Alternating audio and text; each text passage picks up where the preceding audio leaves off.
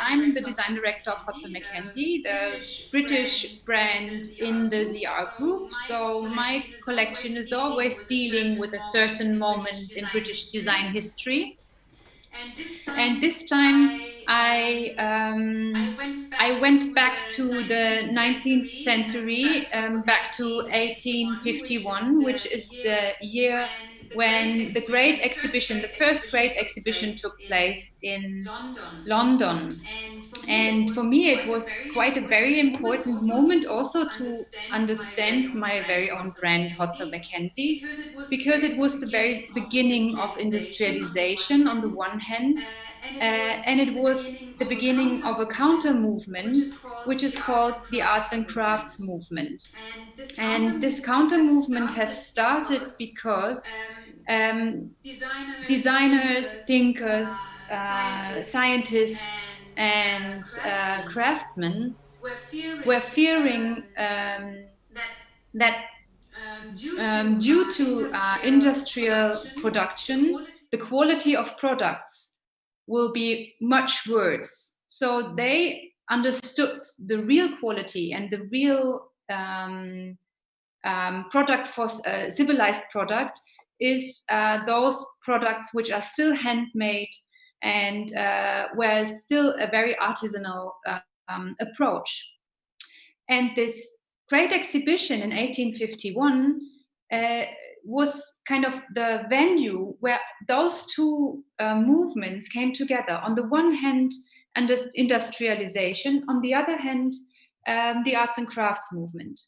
It was Prince Albert, who was the husband of Queen Victoria, who invited every country in the world to participate and to show their innovation in terms of industrialization, but also in terms of culture, means art, design, and tradition. And there were 28 countries all over the world who were following this invitation, and more than 17,000 exhibitors in that at the great exhibition.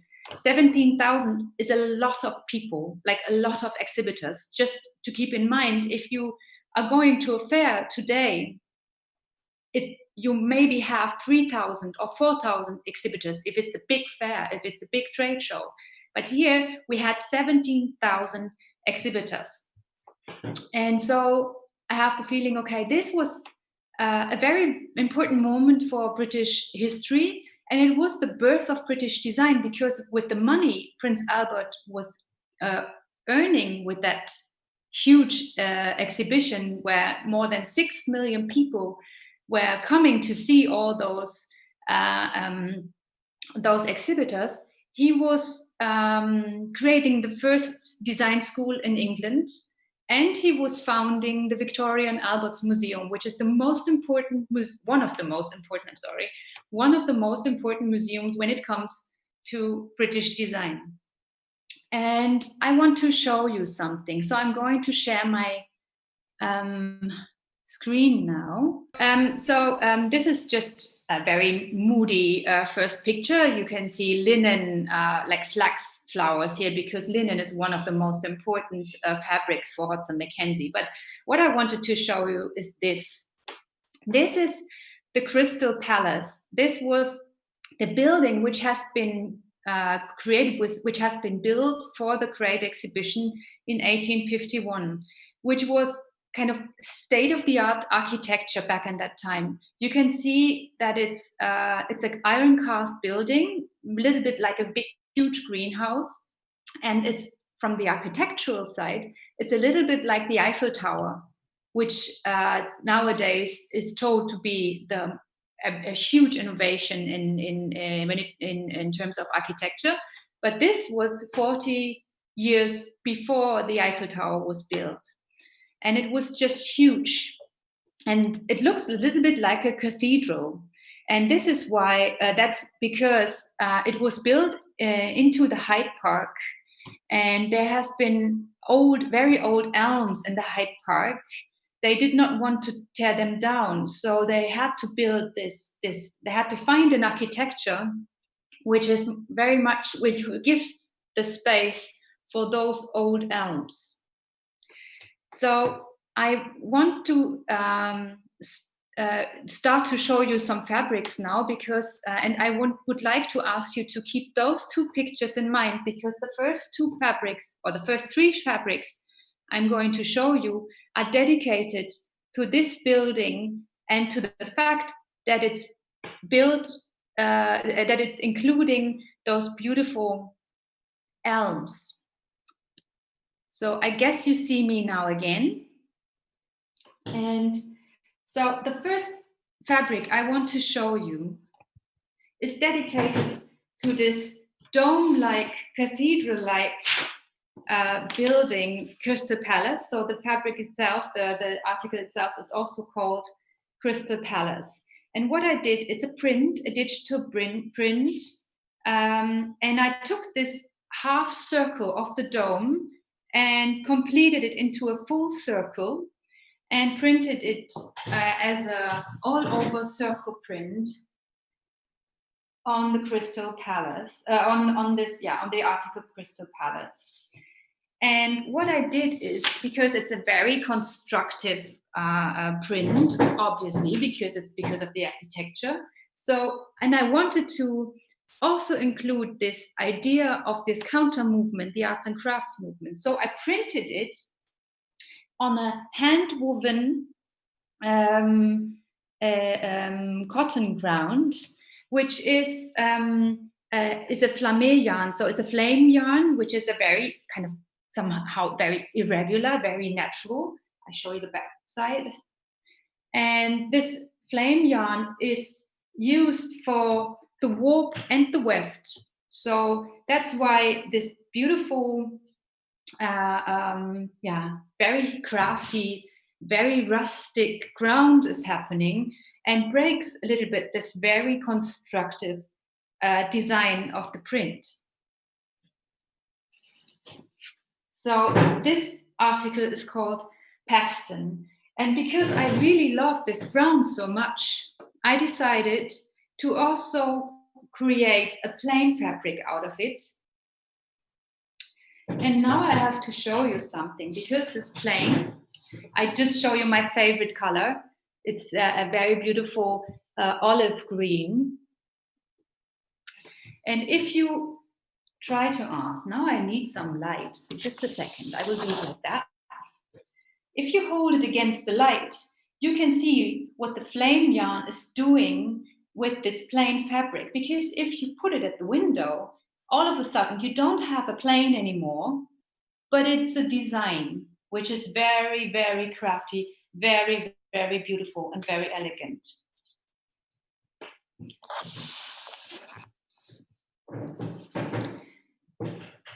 I would like to show you my first upholstery, and it's called Caroline Elm. And you remember the building I have just shown you, these beautiful elms, which has been built where the Crystal Palace was built around. So this upholstery is dedicated to those elms.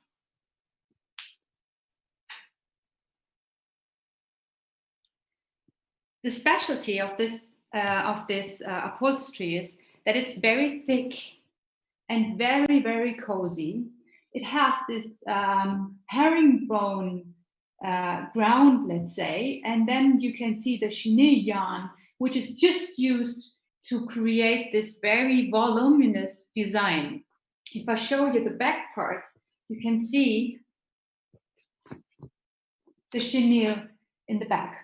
So some people were confused, what is the face and what is the back? This is the back. It's just to show you this beautiful, like the beautiful substance, the beautiful structure of this upholstery. And what I like on it, this is a brown color, and obviously it looks, you can see the wood, you know, on this design. But if you, I do have several different colors, and if you look at other colors, it changes the atmosphere and it changes the design very much. It can be like if you have a black and white contrast colorway, for example, it looks nearly like a zebra or an animal design. That's why I just want to show you another colorway, because this one is a less contrasting colorway, and you can see that it's changing a lot. And you can see also that it starts to be much more, let's say, always looking around my fabrics. It's changing a lot, the design, and it's more casual, this one, I think.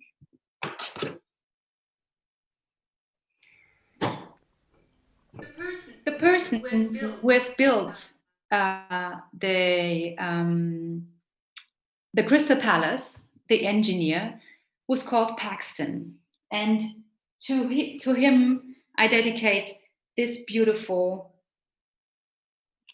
linen.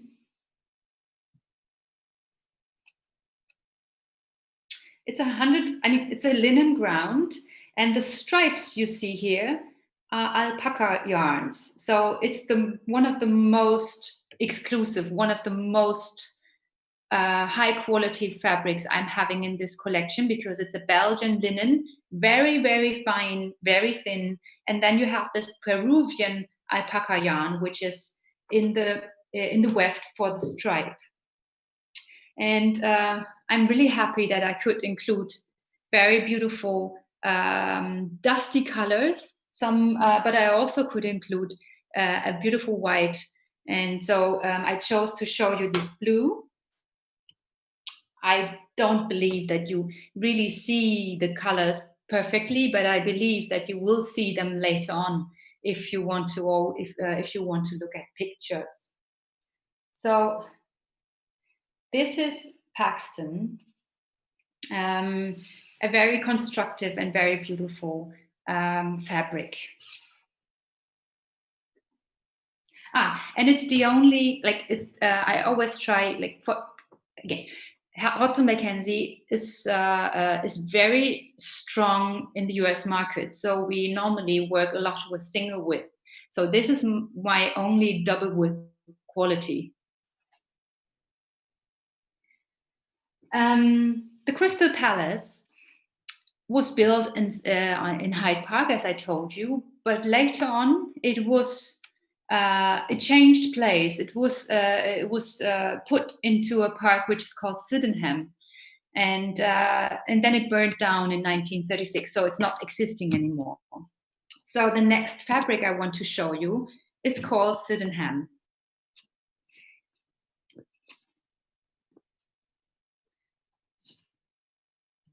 Sydenham is an embroidery on a cotton linen ground. And this embroidery is very, very special because, as you can see, wait, let me see if I find the most beautiful part of it. As you can see, there are a lot of threads used for this embroidery, 20 threads for one stitch.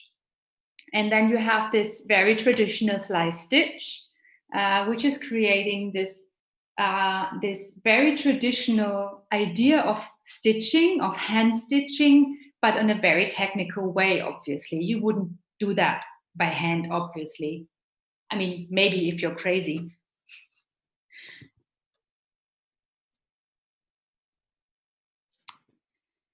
So if you look at it like this, it's very contrasting. It's very contrasting, but of course, I do have also other colors. So I used it, for example, for my photo shoot. I'm not really shaking. It's okay. Now I'm not shaking anymore. I used it in the white, on a beige on white ground, and it's much more calm, obviously.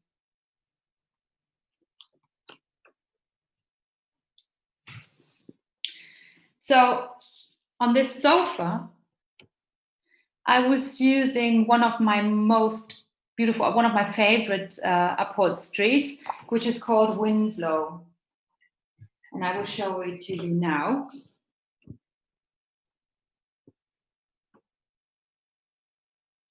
it's a very, very subtle upholstery. You want to lie on it. You don't want to put it away anymore. I don't want to put it away now. So I show you the freshest colorway here.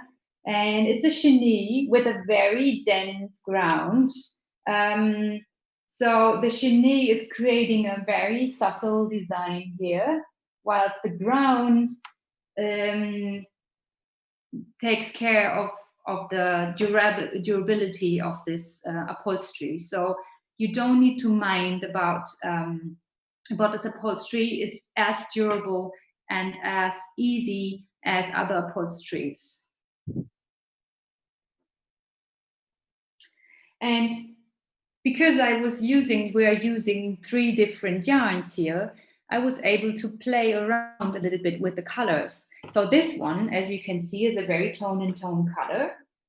But I also could include a little contrasting colorways, like this one, for example.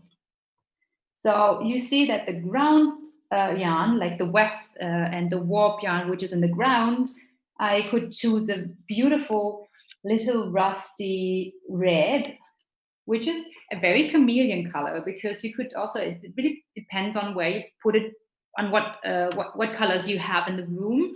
It looks more red, otherwise it looks a little bit more brown. It's also because of the chenille, which has a green. It's a green, but because of the color combination, sometimes it also seems very golden. What I love very much on that, because like this, you can create a beautiful and very, very posh surrounding with that upholstery.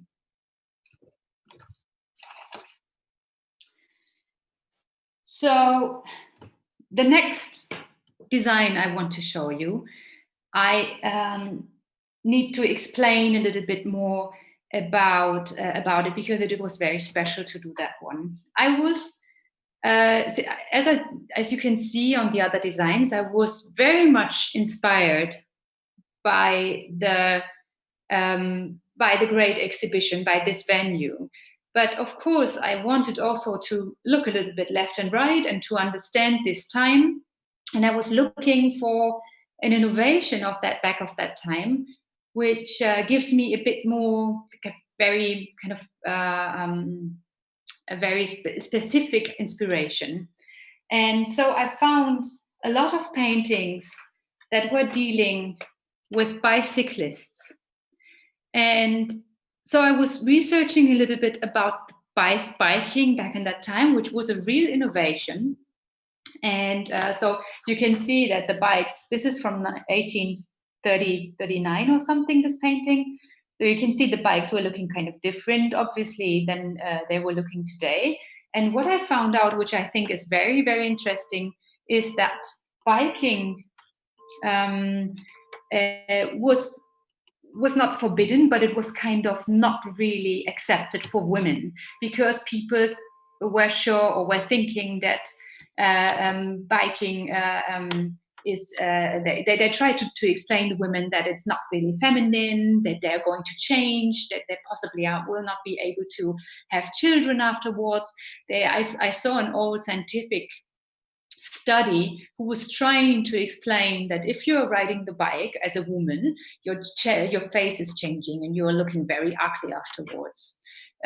So when you saw a woman biking, so you see also that there was this kind of, like with riding the horse, that you had special bikes for the women. So when you saw women biking, it was kind of a feminist act. So I was looking for all those beautiful paintings. I forgot one, just a second. Maybe I can find it directly now.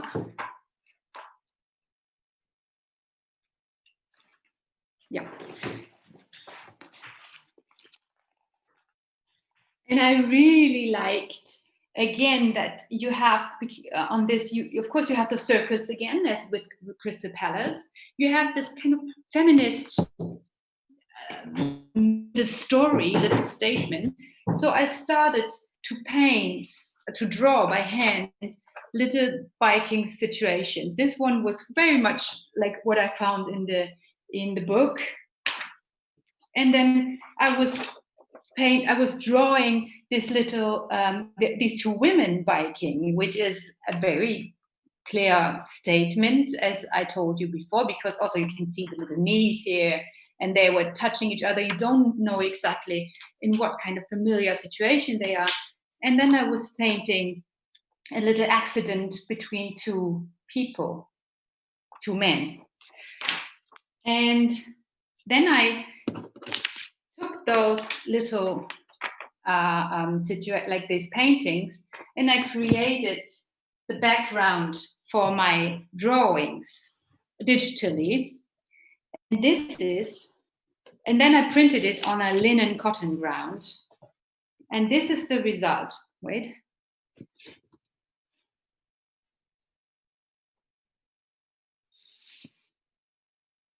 And as you can see, you see my little people, you see the backgrounds, and then, and like the repeat is not that big, as you can see, you find them all the way. So what I did is I created a bleaching or a fading filter, which I have put over the entire width. So the repeat is bleached at different points of the motif. So you really have the feeling that you found this fabric in the attic, and it's really like looks a little bit like an old document.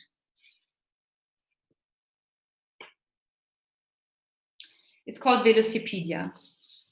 And I used it as a wall covering for my shooting. And I really adore, I'm obsessed with what's happening in that room because of with this design.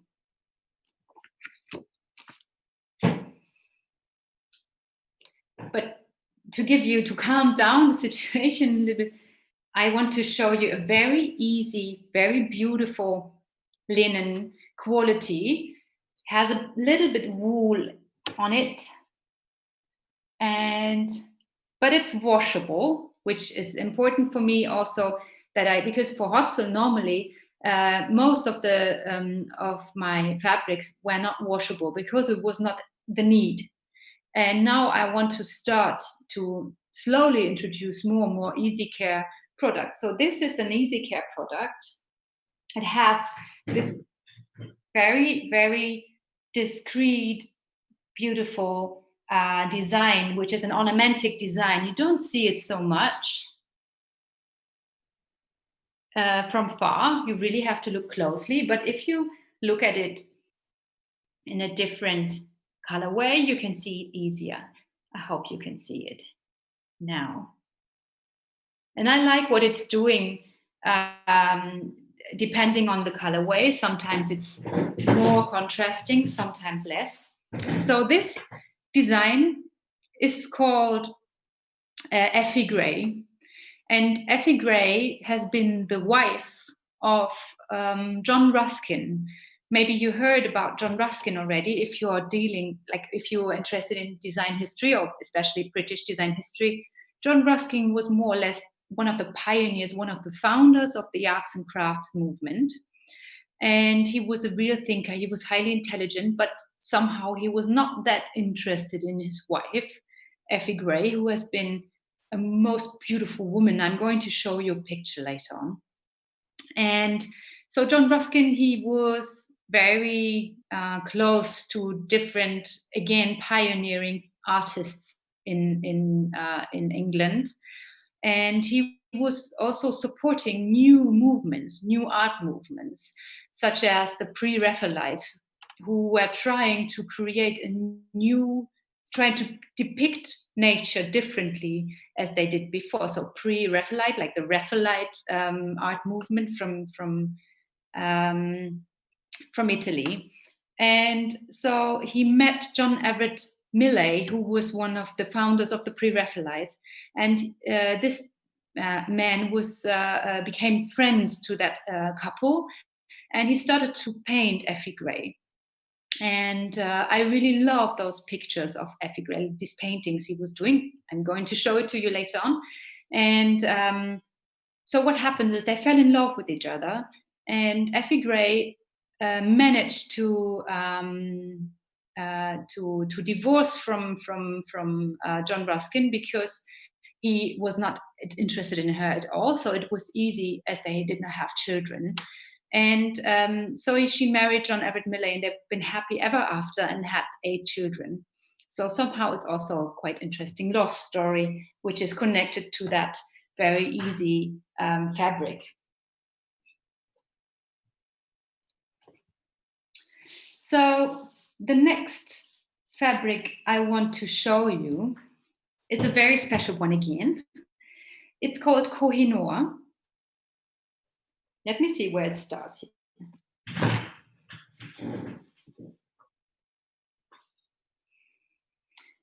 Kohinoor is a fil coupé, as you can see, but it's in the back.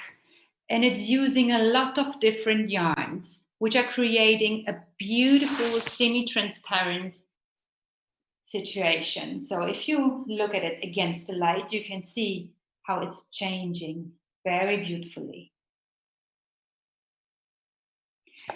And Kohinoor is named after the biggest gemstone, which was shown during the exhibition. And it's so lively and so crafty because it's dyed in the Maltinto process. So it's a very slow dyeing process, and after that it's washed several times. So and very slowly. So the color, the dye is kind of sticking to certain parts, and others are more and at others it's washed out a little bit more, and that's why it's a very lively, very vivid, and very, very exclusive fabric.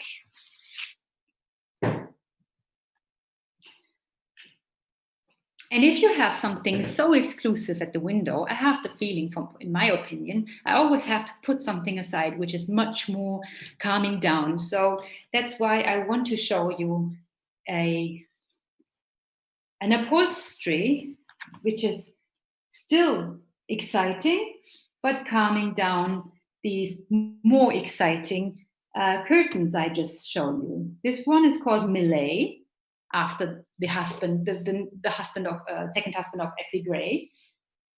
And again, you see that these stripes, which are a bit irregular because of the flame yarn, which is breaking up. It's very, I mean, it's a stripe, a very clear stripe, but still there's some life in it. And that's what I love on it. And so I found this fabric, and it was very rigid because it was an upholstery.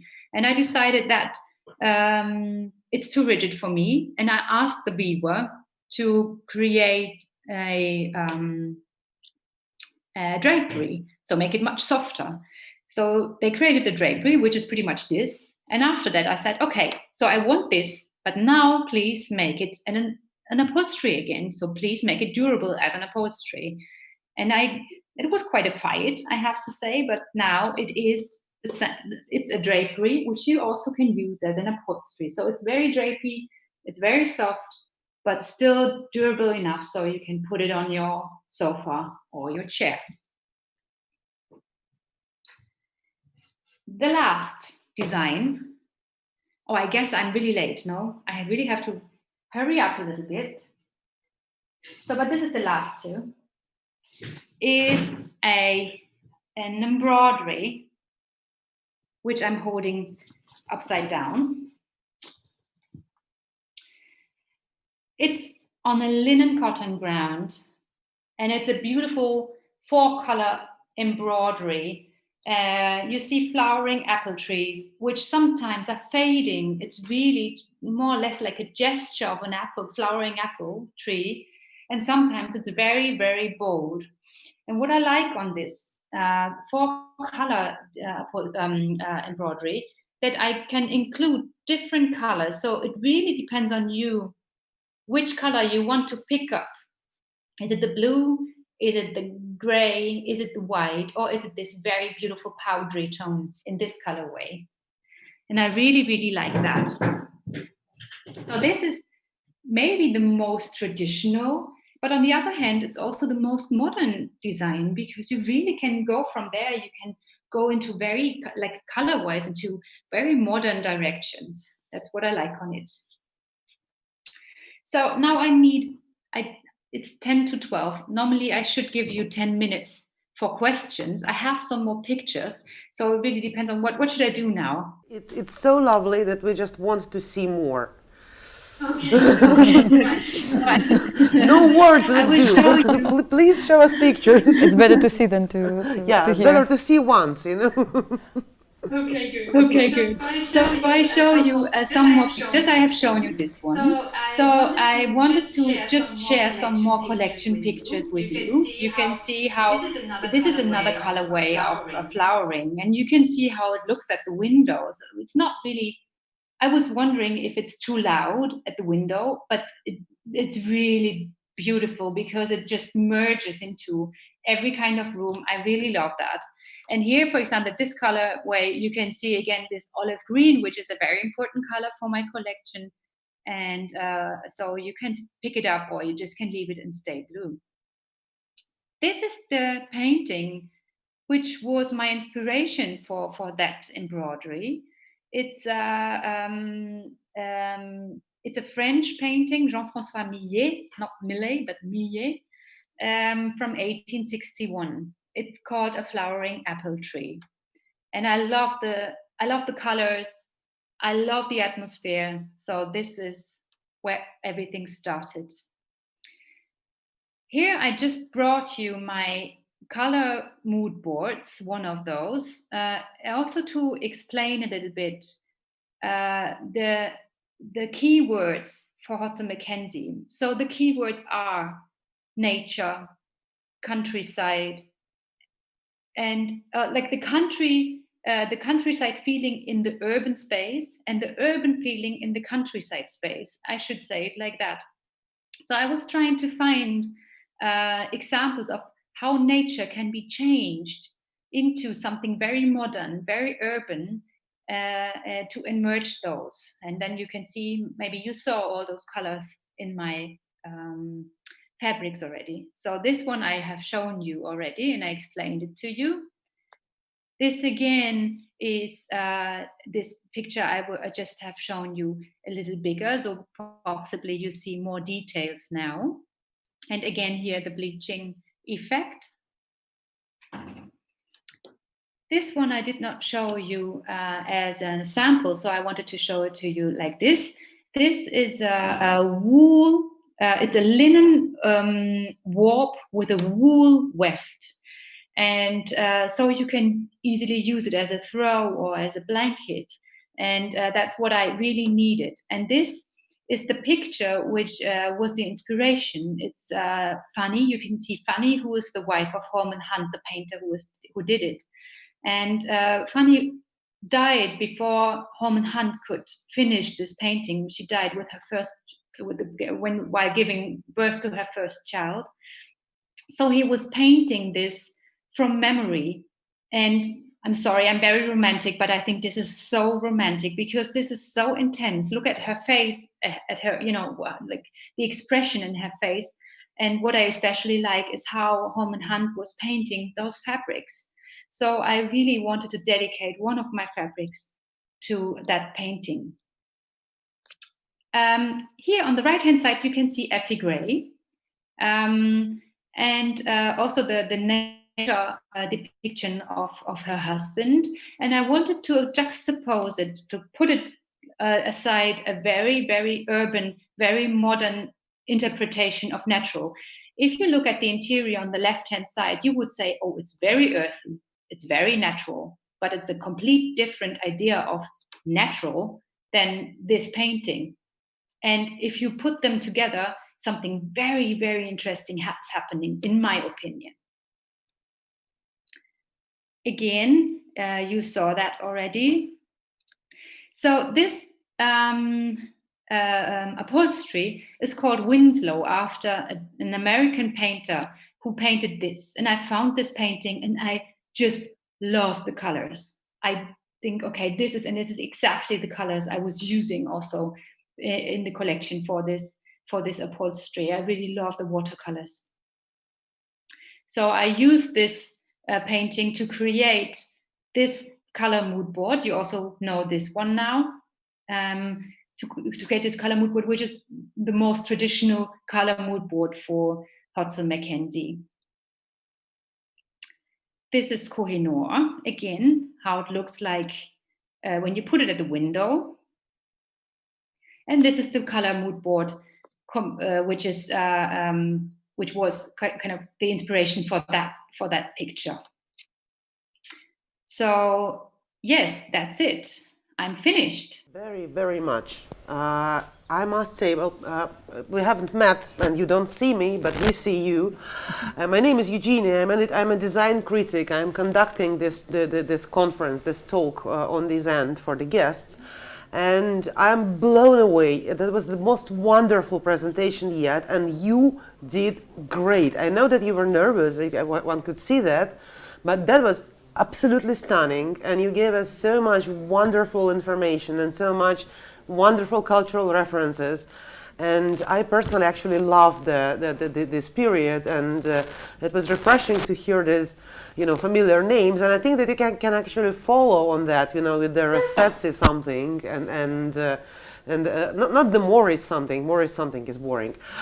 So thank you very much. Congratulations. That was really, really, really great. And the collection is wonderful, and I can't wait to get to London and to see it there, because it's really, really so cool.